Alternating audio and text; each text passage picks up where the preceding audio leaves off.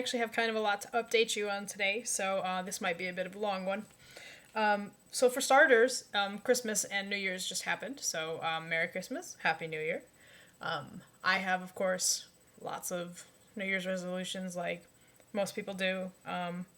Generally speaking, though, I'm sort of just continuing past goals, so I intend to read more, make writing more of a habit, be more focused on my own happiness rather than everybody else's, because that's a constant self problem of mine. Is I make everybody else's problems my problems, and then I get really stressed out by it. So I always try to be a little bit more selfish every year and protect my own personal time and my own personal mental health.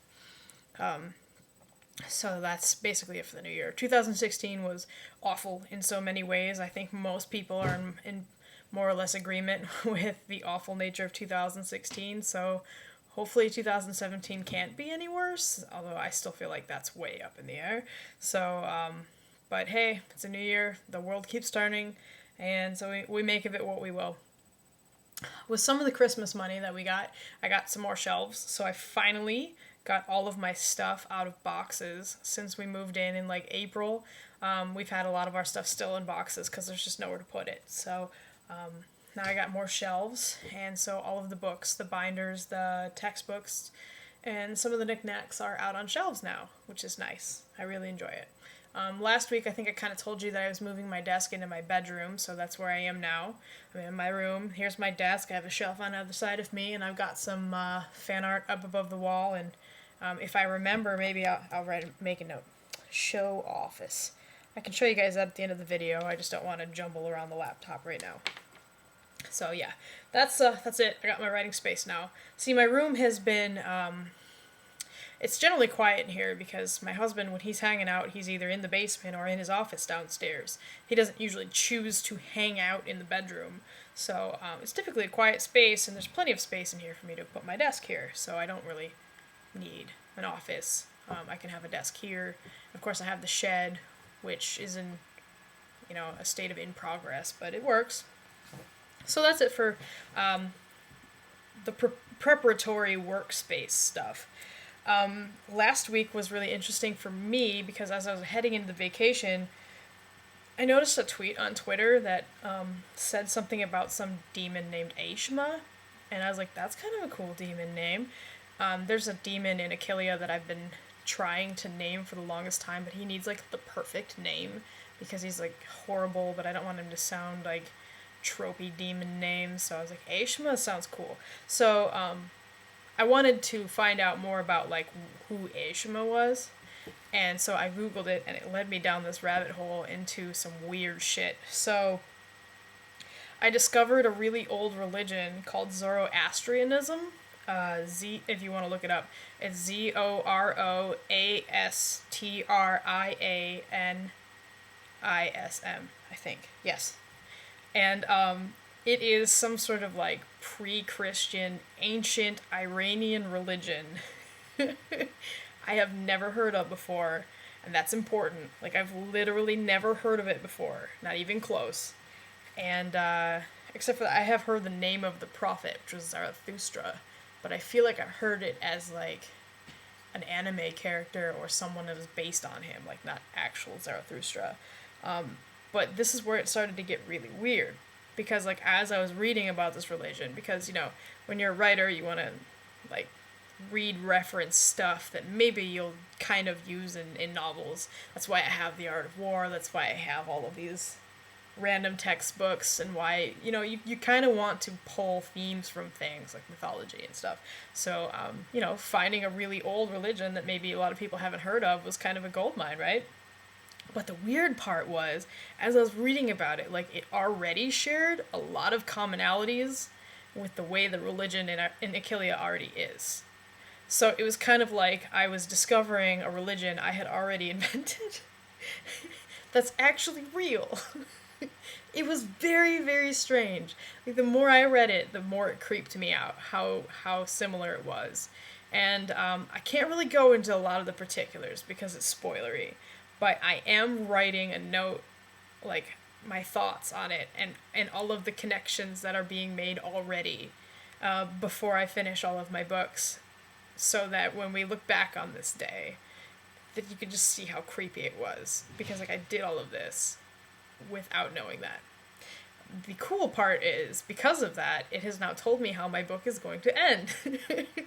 Which is sort of a up in the air sort of thing already. But that was really neat. I might just link it to you guys, I'm not sure. So because of that, I went back and started rereading Achillea, which I haven't read in probably about a year now since I fixed it. And I know I talk about it a lot, and it's been a long, long time, because I finished that book in 2014. But the thing with that story is that it's sort of going to be like my major world, I think. You know how, like, most of the famous writers have, like, one major series that they sort of focus on, and then they have little few offshoots here and there, one shots and smaller trilogies and such. This is going to be like my one story, and I need it to be perfect. So I'm going to spend a lot of time on it, and it's probably not going to get published for a long time, because I want to have the series, at least one of the trilogies, like, done before I publish it, and have a really good handle on the world, and the world building, the setting, the religion, the people, everything, because I don't want to mess anything up, because I'm going to keep referring to it over and over again. So it's going to take me a really long time to get it right. But I went back and I reread Achillea, probably about halfway through it now. It's big. It's like 130,000 words. And I was sort of, I cleaned some stuff up. I identified a couple places where I kind of needed a couple extra scenes. Like, Stella had told me that one of my characters that dies, like, maybe I should spend a little bit more time building that story so that you miss that character more. So I'm identifying places that I sort of figured that there was one character that maybe needs to have a point of view, because she doesn't right now, and she's sort of, like, from the other side of it. So I'm identifying places to put her in there too. And I'm sort of trying to, like, build more momentum for future books now that I kind of know where it's headed. But also, just sort of rereading it is always good. It's better than I remember, so that's nice. I love it when I forget when I've written things, and then I read it later, and it makes me laugh out loud, because I was like, that's funny. So yeah, I spent a good portion of the time in the past week reading that. The next thing that I did over Christmas break was I read the first 10 chapters of Emergence, which is Frankie's sequel, because I was way behind on that. I told her I was going to read it, and then I kept not having time, and so as soon as I had Wi-Fi where I was going, I sat down and I just busted out all 10 of them. It's really, really good, guys. You're going to love it.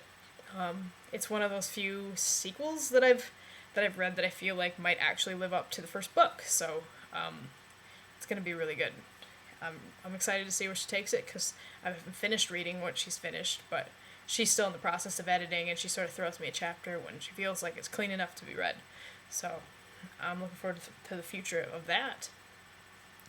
And then sort of over the past, I don't even know how many months now I've been talking about, I have this weird sort of fairy tale thing. It's called A Shiny for Trick.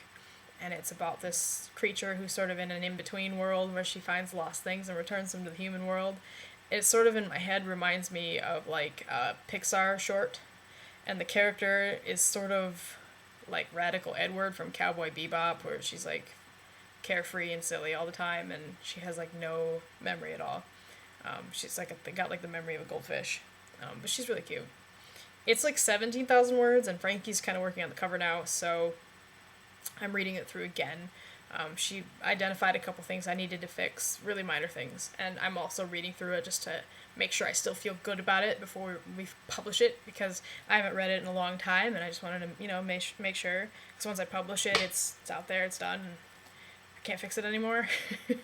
I've had typo problems in the past, so yeah, that when I get off this video, I'm gonna finish reading that so that we're good there, and then I might even set up the beginnings of publishing it on Pronoun so that it's ready when the cover's here and I can just go. So that's that, and that's the end of my list of things to tell you. So that means that now I can show you, let me move my cords out of here, I can show you the new workspace. My dog is mad at me.